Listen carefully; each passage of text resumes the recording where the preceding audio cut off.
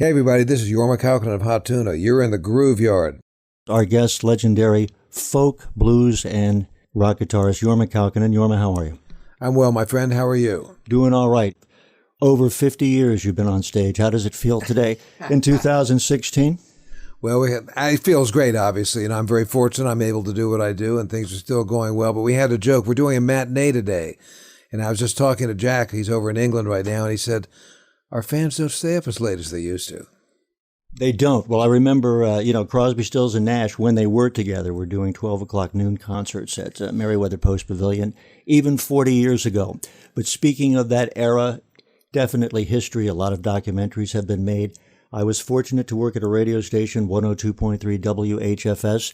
You graced the turntables many times with the airplane, but what's most memorable was Qua with Tom. Oh, thanks, man. Tom unfortunately passed away a couple of years ago, but, I've been so blessed, and I've actually never made a record I didn't like, but Qua was very special to me. Originally, we were supposed to split it 50-50 with Tom. Today, Tom would be an alt-country singer-songwriter. Back then, he was quirky. But anyway, they ultimately released extra tracks and whatnot, and it's an honor to do that with him. Tom Hobson definitely made an impression on all of us, and the music that the tradition you carried on in the footsteps of Reverend Gary Davis. Also, Keith did it with the Reverend Wilkins. Sure, yeah, absolutely. I mean, the Reverend was certainly an important part of my muse. In some ways, he still is. And in my opinion, just throwing that out there for your listeners, he's one of the major figures of 20th century American music, not just as a guitar player, but as a composer and a singer as well. You're in the Grooveyard. We're in Annapolis on stage at the Ram's Head. Our guest, Jorma Kaukonen. We, of course, know about the beginning, The Matrix, 1966, Marty Ballin. Everybody put this together. We just lost an icon, Paul Kantner. I had a novena of masses sent to David Freiberg's house. I hope they're doing well.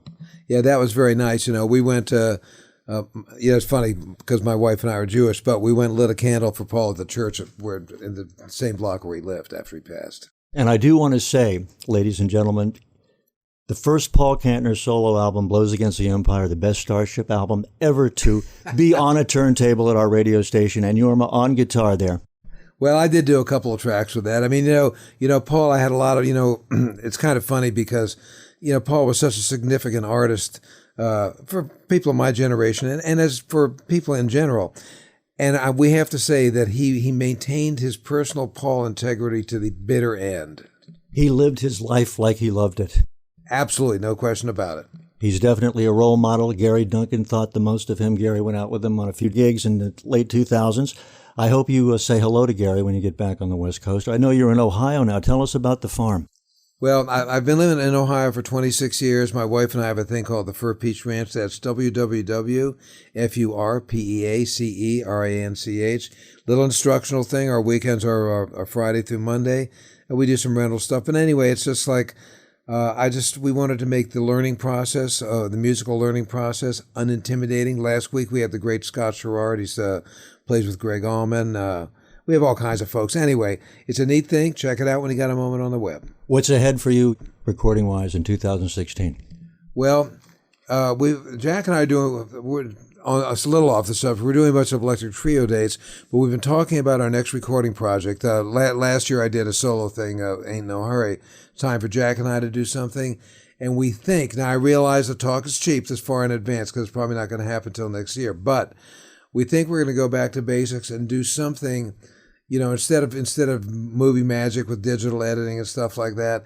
I think we're going to actually try to do something live, probably acoustic, like New Orleans House, like the first Hot Tuna record, but maybe trio too. I'm not sure. But in any case, as much as I love the new recording process and being able to do all this stuff, one of the things Jack and I are really good at is live music, and we're thinking about doing that again. You're taking me all the way back to Washington, D.C. on the Mall 1970 when Hot Tuna debuted. You remember that summer? I do remember that. It was a lovely day. It definitely was. The 50th anniversary of Woodstock is coming up. I was there with Paul for the 40th. I was there with TC for the 40th. They did the whole set list that you did in 69. I booked Leo Kottke a few months ago right here in this chair to play Woodstock. Will you be with us for the 50th? You know something? I've not discussed it with anybody, And so, and it's funny, in my world, I'm the last to know. I have to talk to my wife about that.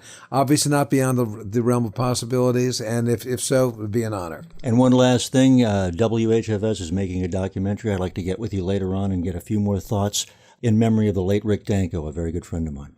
Yeah, a good friend of mine also. We miss Rick. Yeah, we can do that, absolutely. Break a leg this afternoon at the Ram's Head.